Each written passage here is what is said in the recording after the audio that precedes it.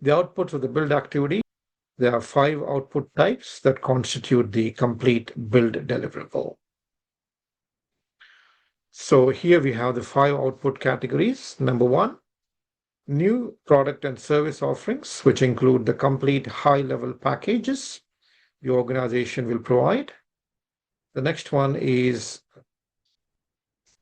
new or modified product features, which include specific functional or non-functional enhancements added to an existing product.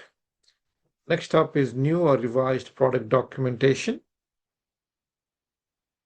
which include technical how-to guides, including runbooks, system architecture diagrams, and installation manuals for internal teams.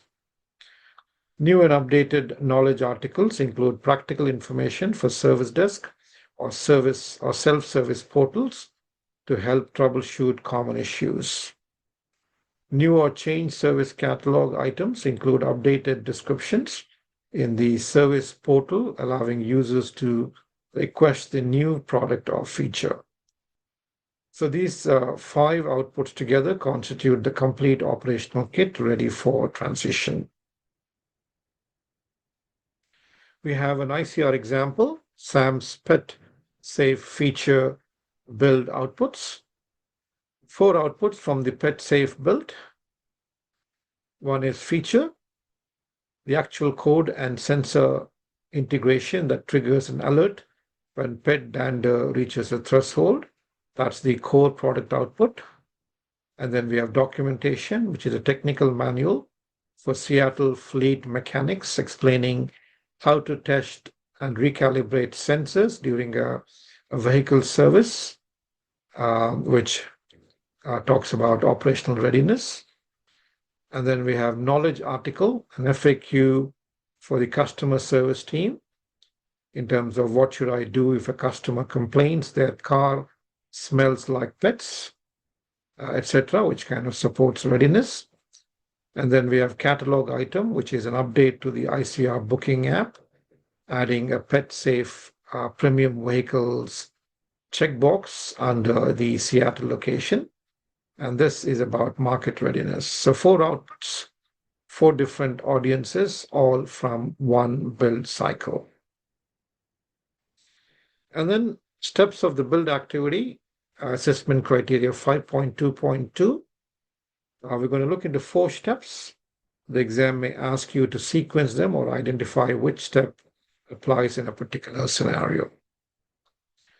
Here we have the high-level workflow of the build lifecycle. Step number 1, there are 4 steps. Step number 1, assess solution design. Step number 2, plan building and testing and confirm resource availability. And step number 3, execute building and testing plans. And step number 4 is deliver solutions and supporting documentation. So let's kind of talk about each of these steps in greater detail. Step number 1 is to assess solution designs. The goal is to ensure that the design is clear, feasible, and verifiable. This step breaks the high-level design into build specifications and build units, the atomic work items that can be assigned, tracked, and completed. Different methodology approaches include waterfall that converts the entire design into a sequential project plan with fixed milestones. Iterative maps the whole project but breaks into usable components for refined versions. Incremental prioritizes build units by ROI and functional speed. Only immediate work is converted. And hybrid uses Epic's capabilities and features in a multi-layer hierarchy for complex relationships. So step 1 is the translation step. The design language is translated into build language. Step number 2 is plan building and testing and confirm resources. Allocating work to teams and setting up technical foundation is the focus over here. Refining building units include units assigned to squads to determine effort and schedule. In agile or iterative models, this happens in sprints using user stories or Kanban cards. Environmental setup includes infrastructure as code, which may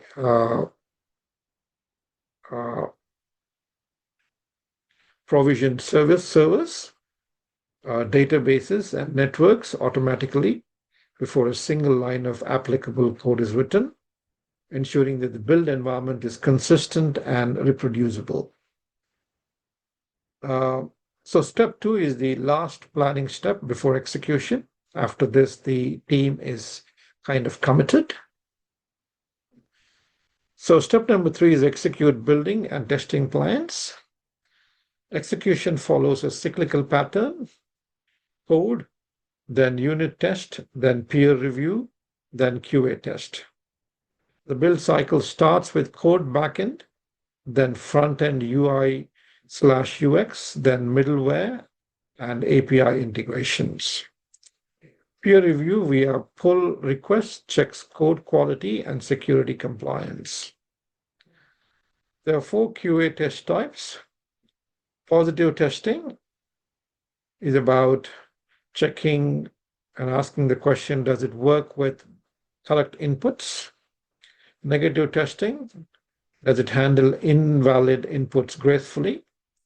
Regression testing, did new code break anything old?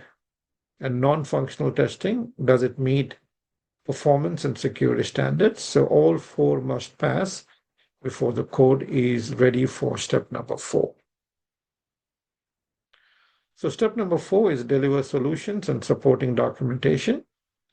This is the final step that prepares the complete package for transition. Packaging includes complete build packages, and they are checked into version control with proper branching and tagging.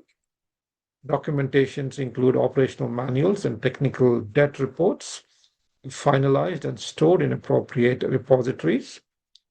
Superseded documentation must be properly retired according to document lifecycle policies, leaving old runbooks in circulation, creating operational confusion. Step number 4 is a handover to transition. The product is complete and ready to go live. Here we have an ICR example, SAM's Pet Safe implementation. Steps 1, 3, and 4 in practice. Step 1, assessment. SAM's team takes the Pet Safe design and identifies the epic in-car health monitoring, breaking it down to the feature, real-time dander alerting. Step 3, execution. Developers write sensor data stream code and immediately unit test. A pull request is submitted. A senior dev reviews for GPS data leakage, making sure that there is security compliance. QA performs negative testing, including intentionally sending garbage data to the sensor to see if the system crashes or handles the error. Once it passes, SAM delivers the build package and updated support manual to the transition team.